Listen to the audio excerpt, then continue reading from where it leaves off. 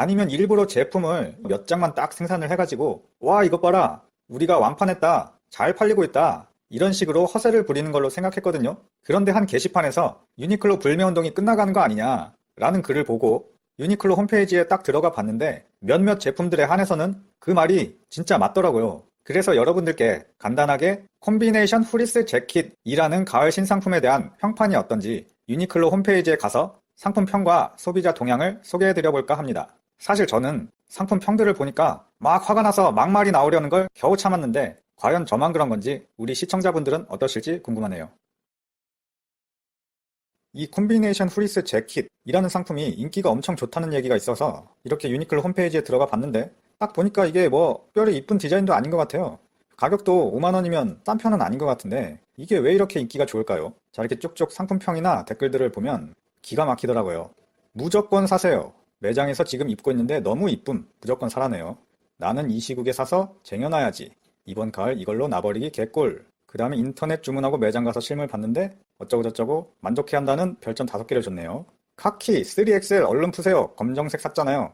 그러니까 물건이 너무 좋아서 사고 싶었는데 원하는 색상이 없어서 검정색을 샀다는 소리네요. 빨리 푸세요 제발. 그 다음 분이 좋은 말 할 때 빨리 물량 푸세요. 한국 차별하는 건가요? 물량을 안 풀어줘서 일본이 한국을 차별한다 라는 얘기 같군요. 본사 찾아가서 시위하기 전에 빨리 물건 좀 찍으세요. 와 이거 웃어야 되나요? 어떻게 해야 되나요? 아 사고 싶은 사람도 상품평 쓸 수 있음? 아직 사고 싶은데 사지를 못했다는 얘기 같은데 11시 30분 오픈에 맞춰서 유니클로 강남점에서 샀습니다. 카키색 엑스라지에 만족합니다. 다들 존버 타세요. 존버 타라는 얘기는 버티라는 얘기인데 이 얘기를 해석해보면 물량이 원하는 색상이 없는데 아무 색깔이나 막 사지 말고 물량이 풀릴 때까지 버티라는 얘기 같아요. 친구들 싸우지 말고 매장에 가봐요. 카키 이쁩니다. 베이지도 이쁘고요. 블랙도 괜찮을 듯. 좋은 말 할 때 카키 라지 천장 푸세요. 어이가 없네요. 이게 뭡니까 대체. 온라인상에서는 이런 일들이 벌어지고 있었습니다. 카키색 3XL 하나만 주세요. 올리브 색상 구매했는데요. 보들보들해서 착용감 좋아요. 사진으로 보는 것보다 직접 입어보시면 생각보다 더 괜찮다는 느낌이 드실 거예요. 어차피 재입고 됩니다. 카라티도 꾸준히 재입고 됐습니다. 카키 엑스라지 한 장 잘 먹었습니다. 못 사신 분들 죄송. 아니 이게 그렇게 좋은 옷인가요? 이게 뭔 옷이길래 평범해 보이는데 제가 다시 봐도 이게 그렇게까지 기다려가지고 이런 말까지 할 정도로 이뻐 보이지가 않는데요. 좀 없어 보이지 않습니까? 못 사서 억울해서 별점 테러하는 인성 무엇? 그러니까 이 유니클로 옷을 사고 싶은데 못 사서 악플을 달던가 별점을 낮게 주는 테러를 한다는 얘기네요. 매장에 있다 이것들아. 카키 너무 예뻐요. 아 진짜 의욕이 떨어지고 힘이 쫙 빠지네요. 자기들이 늦게 와서 못 샀으면서 별점 테러 추하다. 난 샀지롱. 딱 열리자마자 바로 체크하고 결제하면 되는데 바보들. 잘 입을게요 유니클로. 아 이 사람이 지금 상황을 잘 말해주고 있네요. 이게 보니까 오프라인 매장이든 온라인 매장이든 판다고 하는 시간에 바로 결제를 못하면 살 수가 없나 봐요. 그러니까 사람들이 화가 나서 테러를 하러 온다. 이 얘기 같습니다. 나도 샀지롱. 깍 난 구매했다. 유니클로는 카키 라지를 뿌려라. 아 여기 있군요. 여기 성난 사람들이 뭐 이렇게 재고가 없어요. 별점 1점. 아니 이건 뭐 소량이 재입고 되어도 주문 클릭이 안 되네요. 별점 1점.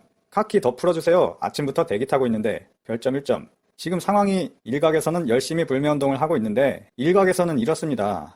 어쩌면 좋습니까? 이런 현상들이 과연 저와 우리 시청자분들이 저분들 몫까지 2인분, 3인분까지 책임지고 싸워야 하는 것일까요? 그냥 줘도 안 입을 것 같은 저 거적대기 같은 걸 왜 돈까지 줘가면서 사는 것이며 왜 못 사서 안달인 건지 예로부터 말로 안 되면 이게 약이라는 속담이 있는데 딱 이럴 때 쓰는 말인 것 같습니다. 여기까지 유니클로 불매운동의 한쪽 구석에서는 이런 일들이 벌어지고 있다 라는 소식 전해드렸고요. 오늘은 씁쓸한 얘기였지만 다음에는 꼭 좋은 소식으로 찾아뵙겠습니다. 영상이 도움이 되셨다면 주변에 공유 부탁드립니다. 감사합니다.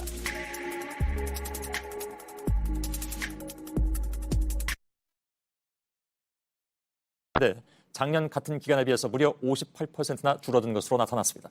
황예린 기자입니다. 지난달 일본을 찾은 한국인은 20만 명입니다. 지난해 같은 기간에 비해 58.1%나 줄어든 숫자입니다.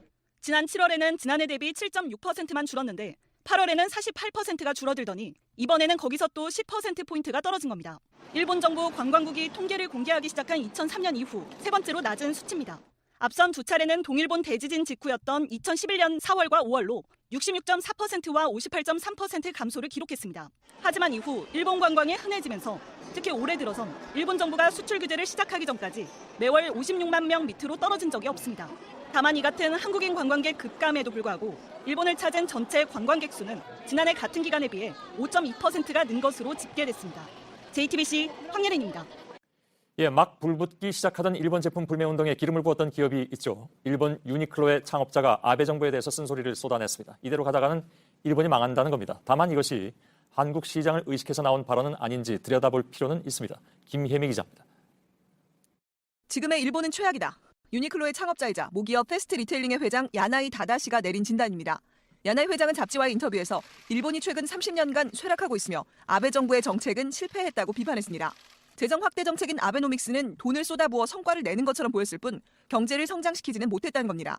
그는 또 일본은 최선진국에서 중진국이 됐고 자칫하면 개발도상국으로까지 떨어질 수 있다며 이대로 가다간 일본이 망한다고 주장했습니다. 그러면서 일본인이 열등해졌다는 증거라며 일본 내 반한 감정을 꼽기도 했습니다. 한국과 싸우려고 드는 게 이상한 일이라면서 본래 냉정했던 일본인들이 신경질적으로 바뀌고 있다고 분석한 겁니다. 이 과정에서 한국인이 일본에 반대하는 것도 이해가 된다는 말도 했습니다. 한국의 입장을 정말로 이해했다기보단 일본의 수준이 떨어졌다는 걸 강조하기 위한 것이지만 눈길을 끄는 발언입니다. 이 때문에 야나이 회장이 아베 정부와 일본 사회를 향해 작심 비판한 게 한국 시장을 의식한 게 아니냐는 분석도 나옵니다. JTBC 김혜미입니다. 이낙연 총리의 일본 방문을 앞두고 한일 외교부 사이에 국장급 협의가 열렸습니다. 김정한 외교부 아시아 태평양 국장은 다키자키 시게키 외무성 아시아 대양주 국장과 오늘 만나서 2시간 20분 동안 수출 규제와 강제징용 판결 문제를 논의했습니다. 그러나 양측은 여전히 입장차를 좁히지 못한 것으로 전해졌습니다. 이런 가운데 TV 아사히는 이 총리가 오는 24일 오전에 아베 총리와 회담을 할 것이라고 보도했습니다. 미국의 한 시민단체가 일본 후쿠시마 지역에 대해서 자체적으로 방사능 경보를 발령했습니다. 지난 주말에 일본을 덮친 태풍 하기비스의 영향으로 방사성 폐기물이 태평양으로 흘러들어갔을 것이라고 분석한 겁니다. 그러나 우려가 커지는데도 일본 정부는 여전히 영향이 없다는 말만 되풀이하고 있습니다. 이한길 기자입니다. 미국 원자력 관련 시민단체 페어윈즈가 후쿠시마에 방사능 경보를 내렸습니다. 지난 주말 일본을 강타한 태풍 하기비스가 방사성 토양과 폐기물을 쓸어가 버렸기 때문입니다. 이 단체는 태풍이 오기 전부터 이 같은 위험성을 경고해왔는데 최악의 두려움이 현실이 되고 말았다고 밝혔습니다. 실제로 지난 주말 후쿠시마에선 방사성 흙과 같은 폐기물이 담긴 자루가 태풍에 쓸려나가는 사태가 벌어졌습니다. 하지만 아직 떠내려간 자루가 몇 개인지 어디까지 흘러갔는지 정확히 확인되지 않고 있습니다. 그런데도 고이즈미 신지로 환경상은 환경에 영향이 없다고 주장하고 있습니다.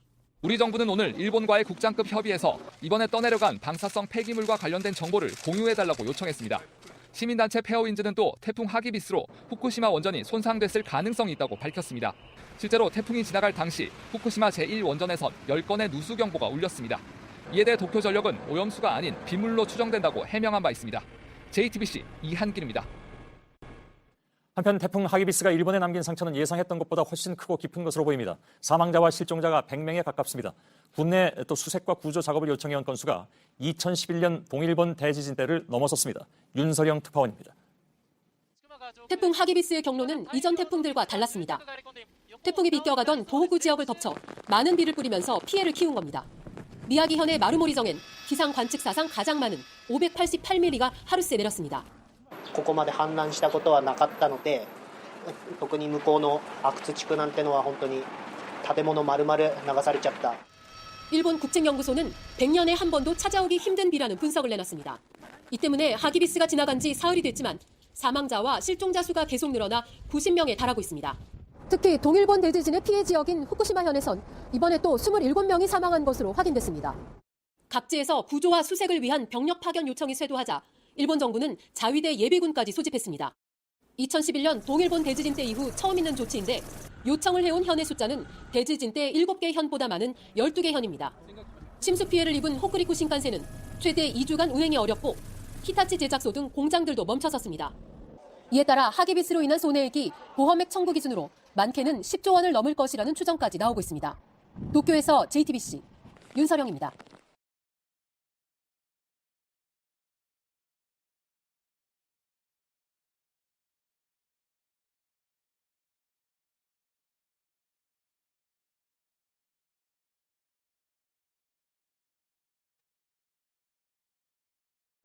예, 막 불붙기 시작하던 일본 제품 불매 운동에 기름을 부었던 기업이 있죠. 일본 유니클로의 창업자가 아베 정부에 대해서 쓴소리를 쏟아냈습니다. 이대로 가다가는 일본이 망한다는 겁니다. 다만 이것이 한국 시장을 의식해서 나온 발언은 아닌지 들여다볼 필요는 있습니다. 김혜미 기자입니다. 지금의 일본은 최악이다. 유니클로의 창업자이자 모기업 패스트 리테일링의 회장 야나이 다다시가 내린 진단입니다. 야나이 회장은 잡지와의 인터뷰에서 일본이 최근 30년간 쇠락하고 있으며 아베 정부의 정책은 실패했다고 비판했습니다. 재정 확대 정책인 아베노믹스는 돈을 쏟아부어 성과를 내는 것처럼 보였을 뿐 경제를 성장시키지는 못했다는 겁니다. 그는 또 일본은 최선진국에서 중진국이 됐고 자칫하면 개발도상국으로까지 떨어질 수 있다며 이대로 가다간 일본이 망한다고 주장했습니다. 그러면서 일본인이 열등해졌다는 증거라며 일본 내 반한 감정을 꼽기도 했습니다. 한국과 싸우려고 드는 게 이상한 일이라면서 본래 냉정했던 일본인들이 신경질적으로 바뀌고 있다고 분석한 겁니다. 이 과정에서 한국인이 일본에 반대하는 것도 이해가 된다는 말도 했습니다. 한국의 입장을 정말로 이해했다기보단 일본의 수준이 떨어졌다는 걸 강조하기 위한 것이지만 눈길을 끄는 발언입니다. 이 때문에 야나이 회장이 아베 정부와 일본 사회를 향해 작심 비판한 게 한국 시장을 의식한 게 아니냐는 분석도 나옵니다. JTBC 김혜미입니다.